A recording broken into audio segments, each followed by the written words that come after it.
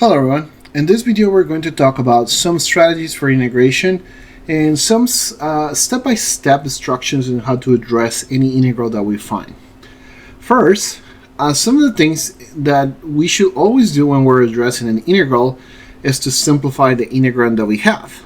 We can always do algebraic manipulations or work with trigonometric identities that are going to simplify the integrand and make the method of integration more obvious. For example, here I have three examples of that. We have this multiplication of a square root of x times 1 plus a square root of x. And what we're going to do is we multiply these two factors, and this clearly is going to give me square root of x plus x. And then at that point, it's going to be much more easier to just integrate any of this as a power. Similar thing, integral number 2, which is tangent of theta over secant square. Notice that there's not a clear substitution or something that I can see here, but if I just replace everything in terms of sine and cosine, then I can see that tangent is sine over cosine, and secant being 1 over cosine is going to transform secant square into a cosine square multiplying at the top. And so when we cancel out some terms, this integral is going to become sine of theta cosine of theta. And if I put a 2 in front, that's going to be the identity sine of 2 theta. Of course, I got to pull out the 1/2 in here so I can balance out the 2 that I included. But this is going to be a much more easier integration to do with a basic integration and substitution. Now, on the third example, you can see sine of x plus cosine of x squared. Clearly, there's not a clear substitution in here to go for, although we have a power. And so what we're going to do is we're going to break this binomial. Remember, the binomial square is the first term's square, sine square, plus twice the first terms by the second, so 2 sine cosine of x, plus the second square, so cosine square. Now, sine square plus cosine square is going to be equals to 1 by trig identities, and then we're going to have that 2 sine of x again. 2 sine of x cosine of x is again in this scenario where we had the 1/2 sine of 2 theta. So this is going to simplify much more this integration. Now, the second thing that you can always check, and I was mentioning a little bit of this before, is look for obvious substitution.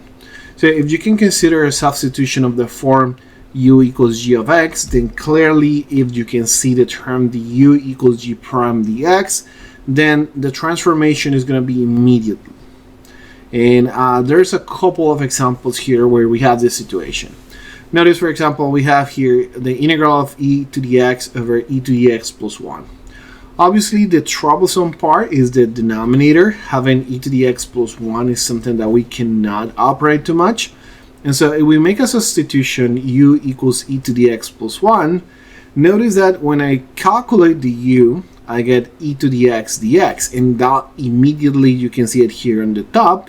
So you can replace this like by 1 over u du. And it's an immediate substitution.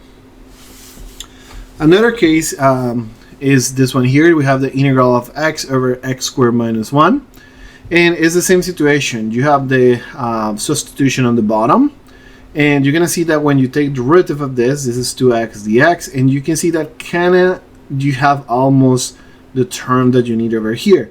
You probably want to introduce a 2 and a 1/2 so you can complete the substitution, but you can kind of see it that it's immediately there. Another good example of being immediately there is this situation where we have cosine over sine. Clearly, the best thing that you can do is do u equals sine. Why? Because the u then is going to be cosine of x dx. Notice that I could potentially go for the opposite, but if I go for the opposite and say u equals cosine, then the du is going to be minus sine. But I don't have minus sine. I will have 1 over sine here, which will be a different thing. So you want to be always looking for substitution that it gives you on the top next to each other, the du. Okay, so in this case, cosine of x dx.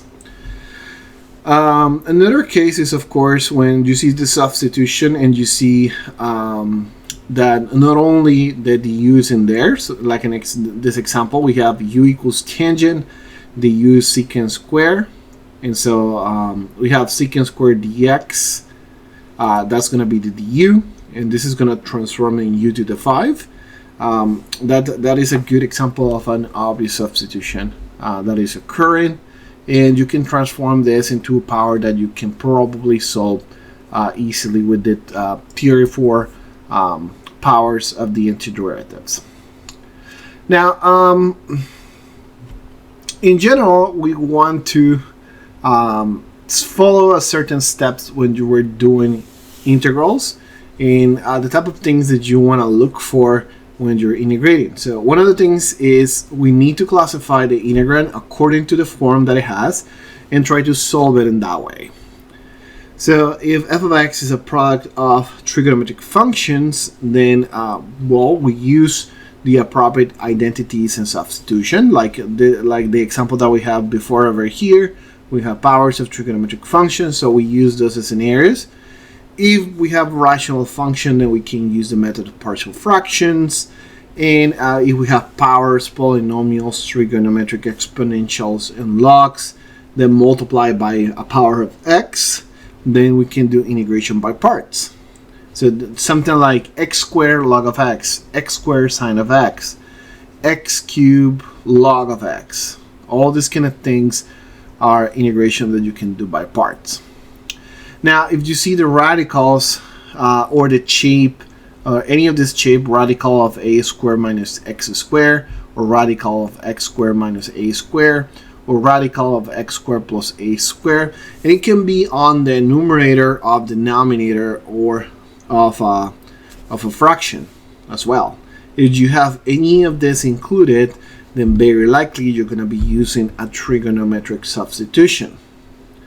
Now, finally, if you contain like radicals, if f of x contains like radicals of the form ax plus b power to the 1 over n, then you're just going to rationalize the root, and you're probably going to use this ax plus b power to the 1 over n as the substitution that you want to use on your integral. Okay, and we're going to see next some examples of that. But before, let's remember that if the initial approach that we have to those integrals did not finish the work, then you gotta look for iterations in terms and in general formulas. Sometimes when you do things like parts, we saw the example where you do parts once and it's not enough. You need to do it once again.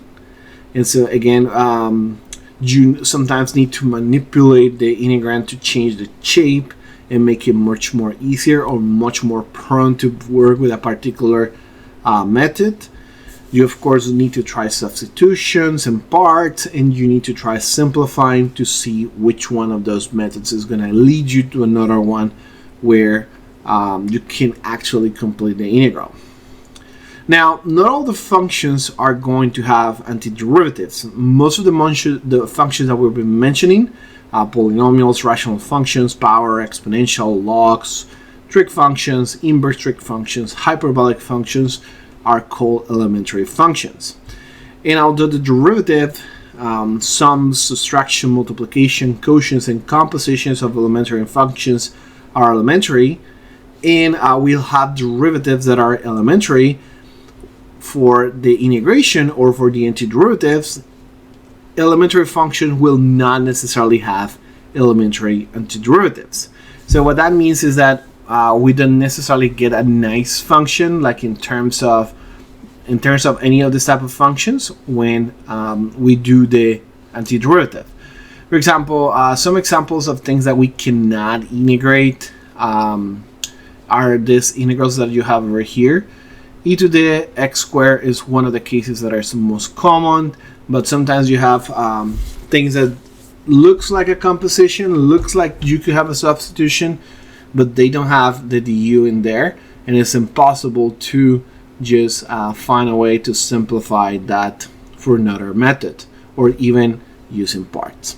Okay, so those are some mentions just to check that not all integrals are going to have a nice solution, okay, at least in particular in this course. For most of the functions that you're gonna see though, they are going to have solutions, and they're gonna be able to be integrated.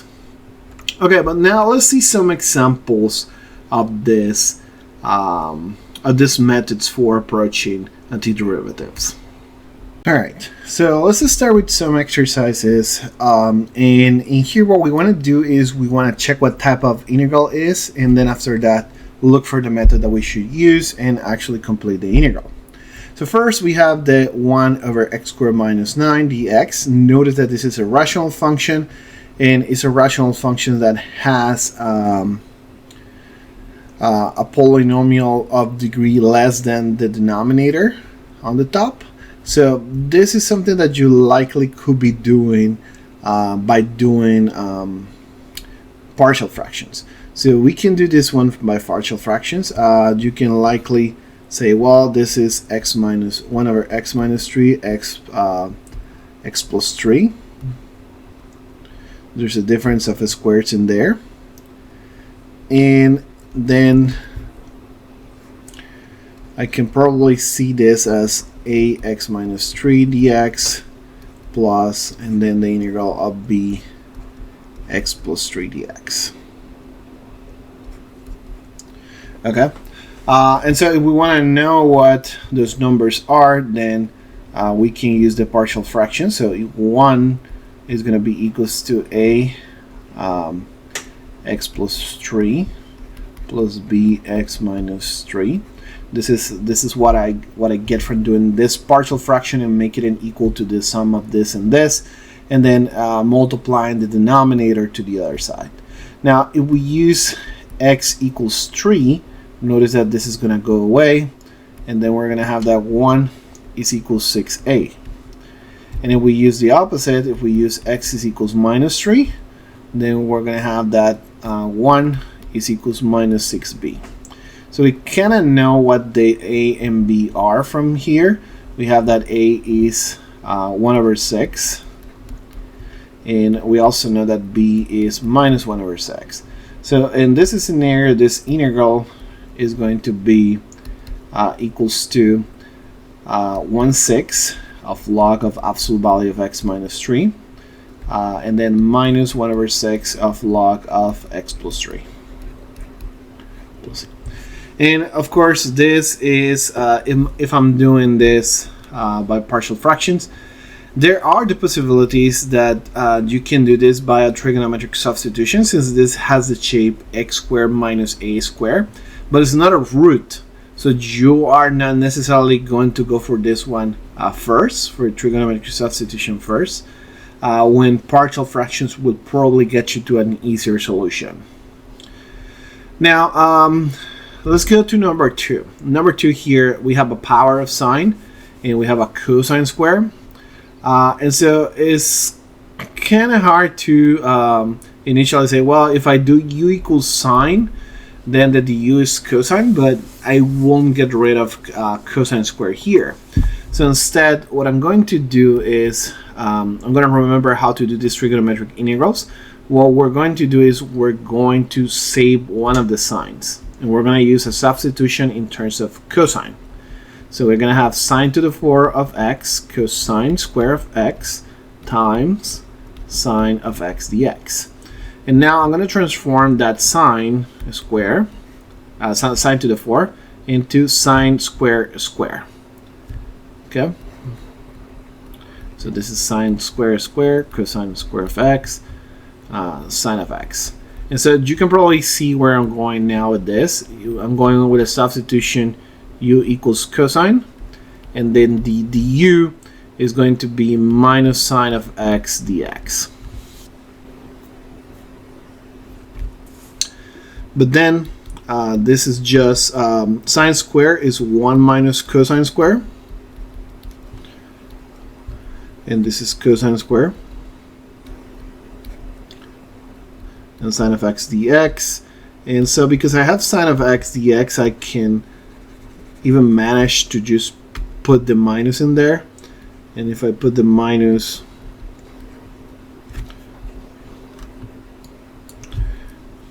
if I put the minus in here,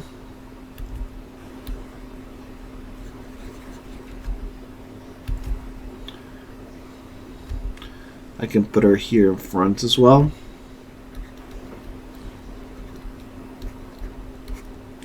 And you can see that this is the du.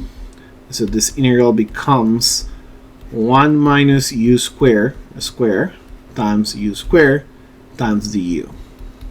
Of course, now I can break apart this trigonometric piece, and this is going to be 1 minus 2u square plus u to the fourth, and multiply by u square du. And so now I multiply here, and this is u squared minus 2u to the 4 plus u to the 6 du. And then now this is u to the 3 over 3 minus 2u to the 5 over 5 plus u to the 7 over 7 plus c. And then I can come back to the original variable.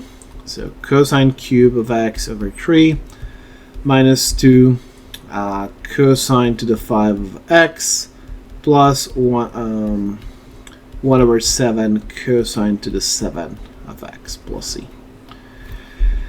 And so that's the end of this trigonometric integral.